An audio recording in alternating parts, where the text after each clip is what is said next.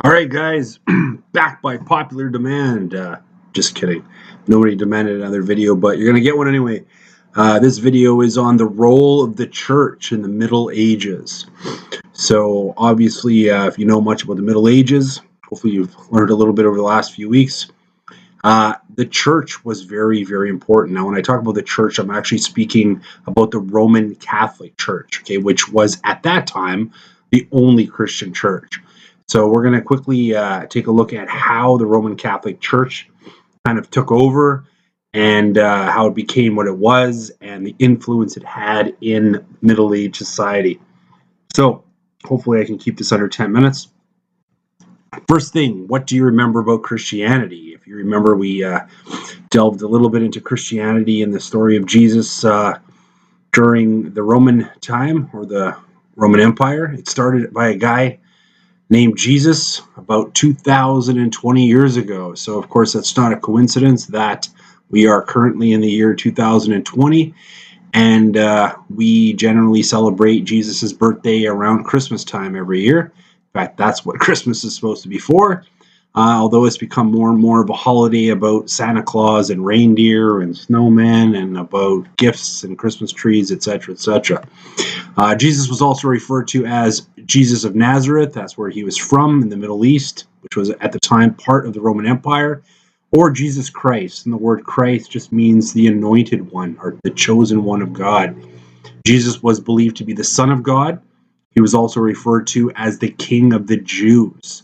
So if you remember when we talked about the life and the times of Jesus, he himself claimed to be the Son of God, and he was referred to by others as the King of the Jews, which is what the Romans, the Jewish people used to get him to be arrested by the Romans, because they're like, you're not supposed to have any other king other than the Roman king, and he's claiming to be the king.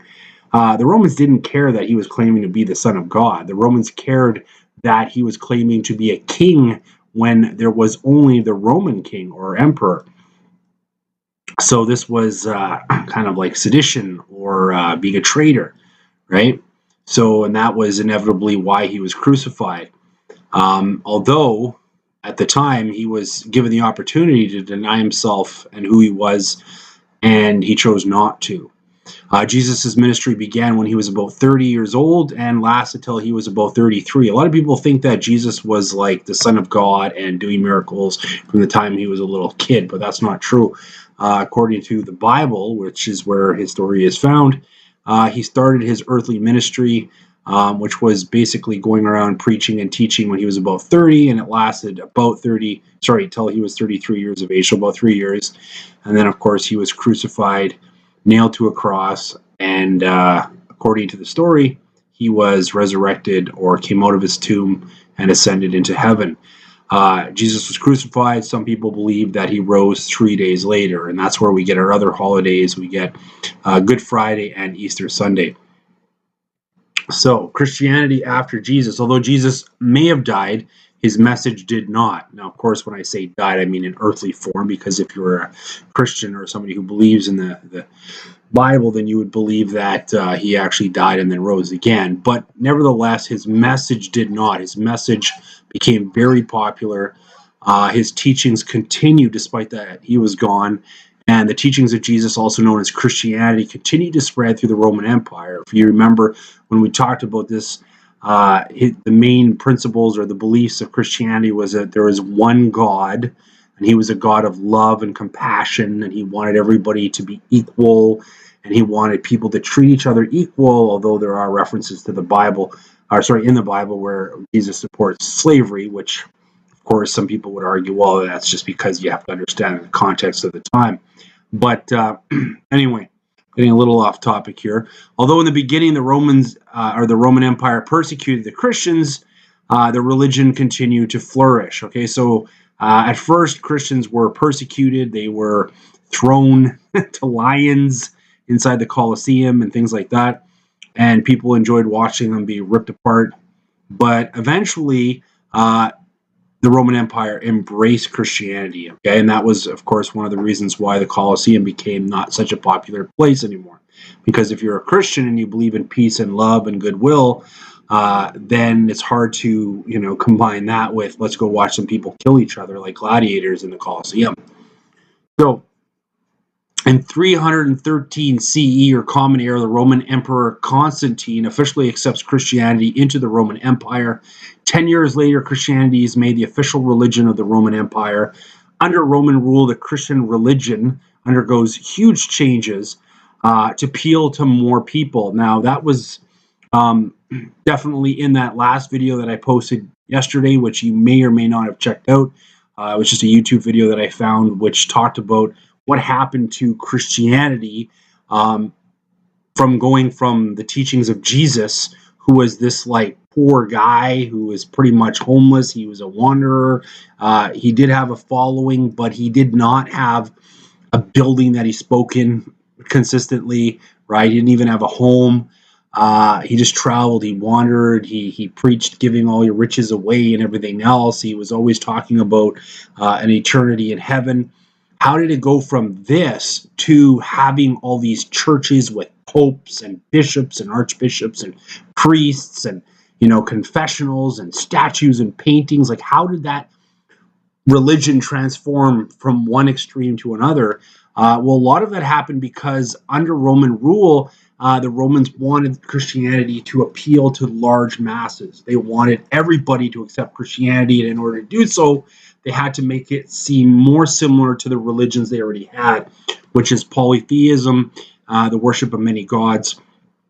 And so they wanted to, for example, depict Jesus as kind of like the sun god, right? And a lot of the pictures from the Middle Ages of Jesus on the cross, was often accompanied by a sun in the background, which this might not be the best picture, but I think you get the point.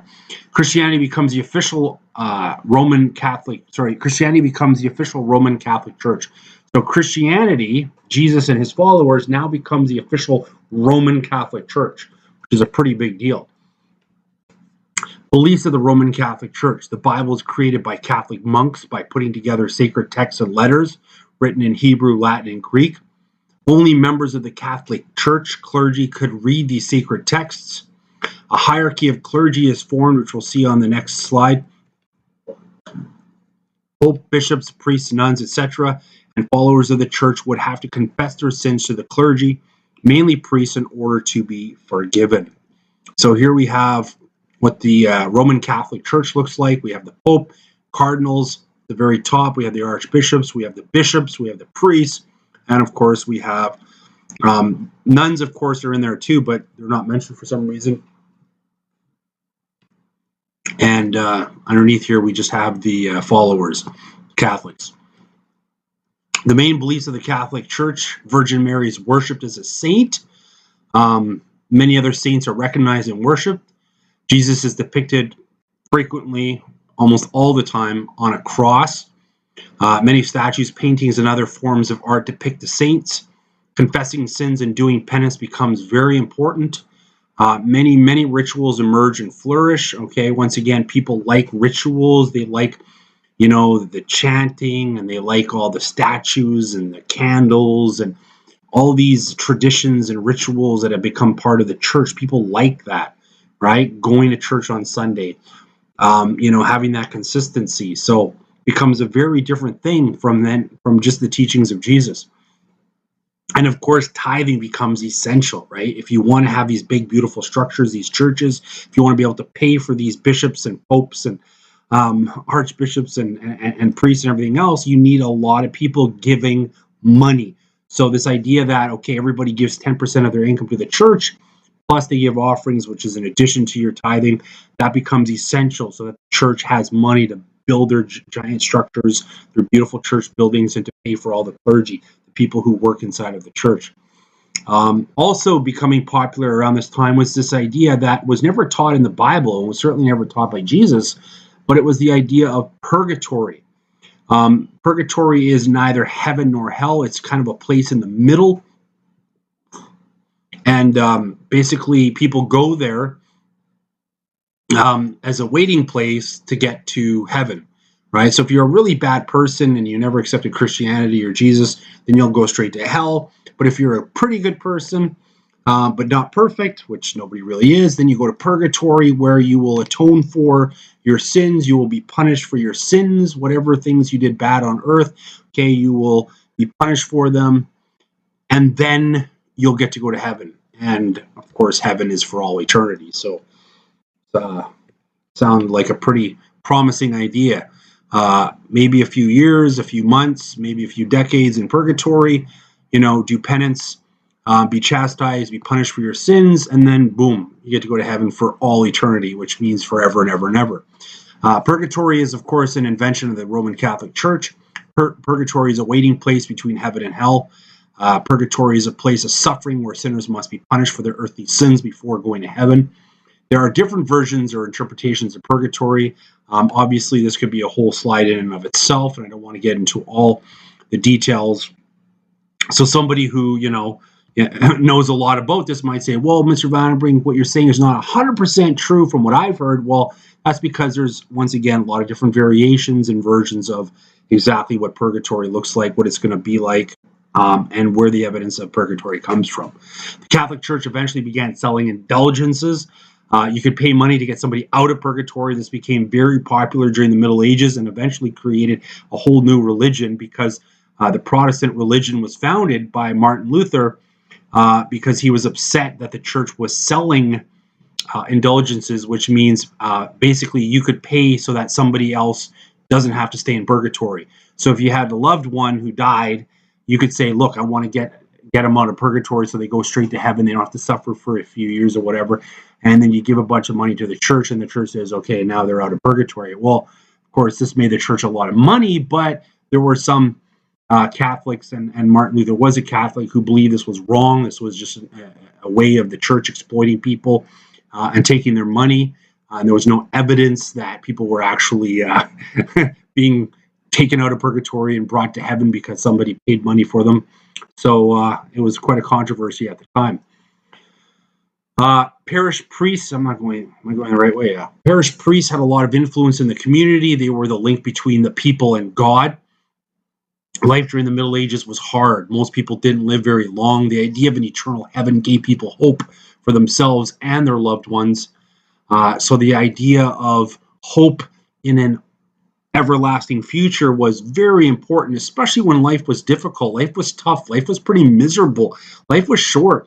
Most people died by the time they got to 30. If you were 40 years old, you were considered really, really old in the Middle Ages. A lot of people health and medicine wasn't where it was today. They had no knowledge of things like vitamins and minerals for the body, or what viruses were and things like that. So people got sick, people died. They didn't have surgery and all that kind of stuff like we have now. So life was generally pretty difficult, pretty harsh, and pretty short. Most people, probably over 90% of the people during the Middle Ages, and we're talking about Europe now, were very, very poor. And so they struggled. They struggled day to day and often went to bed hungry. And so it was very important for them to have hope that eventually life would get much better. And that would be, of course, when they died. The fear of purgatory and eternity in hell kept many people from breaking the laws and doing evil. So people, obviously the church kept people in line. Once again, that big surveillance camera in the skies. The government, the police, whatever, the army can't be watching everybody and seeing everybody all the time, but they can convince people that there is a God up in heaven watching them at all times, seeing what they're doing, what they're saying, and even what they're thinking. And if they're thinking bad thoughts or doing bad deeds, they're going to go to hell, right? And that was a great fear that a lot of people had back then. And so it kept them in line. It kept them obedient. It kept them from breaking the laws or doing what's wrong. And so in that way, I guess religion was a good thing for a lot of people. In summary, the Catholic Church played a very important role in the Middle Ages. Most people in Europe were Christians and attended church regularly. They also gave both tithes and offerings. And many peasants chose to be a monk, priest, or nun because it was better than being poor and starving. Thank you very much. I hope that I didn't take more than 10 minutes. 14 minutes. Sorry, that was way too long. Bye.